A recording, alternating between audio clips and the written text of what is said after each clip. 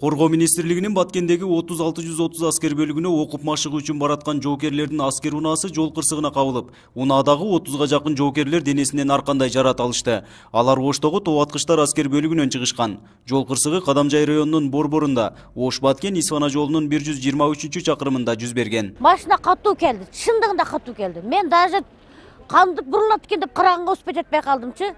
Шунда карап турдум, мен тедияктан көрүнүп турду. Келип туруп, мына тротуарга бир жени менен чыгып туруп, кайра келип берге сайылды. Келип сайылып туруп мындай жыгылды жаны менен. Караса что жаны менен жыгылды, ата көмкөрүлгөндө элдин баары өлөт. Момент эле жүгүрүп келдик.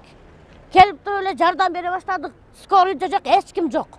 Жакшы эл журт бар экен, келип жардам берип, солдаттарды чыгарып атабыз, машиналарга салып атабыз. Мени чалым жүгүрүп келип шу бечара солдаттар тургузуп, жолоочу машиналарды тосуп, биттелеп көтөрүшүп, ташып берди энди.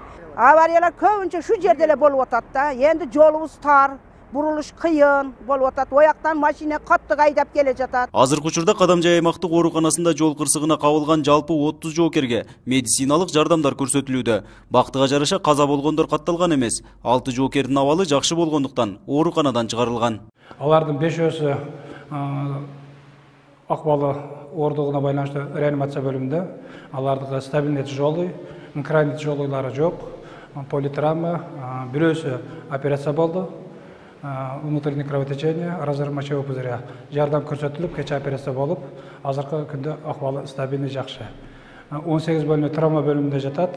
Мындай жол кырсыктарын болтурбоо боюнча жергиликтүү тургундар нараазычылык акциясына да чыгышкан. Мында транспорт министрлигинин дарегине сын пикирлер айтылып, Ош-Баткен Исфана жолунун Кадамжай районунан өткөн участкалары талапка жооп бербестиги айтылган. Ал эми автожолдор башкармалыгынын жетекчиси жол кырсыктары жүк ташуучу унаалардын техникалык жактан каралбагандыгында жана айдоочулардын тажрыйбасыздыгында жүз берип жатат деген пикирде. Кырсыктардын негизги себеби болуп эле же автоунаанын техникалык абалы болуп атат.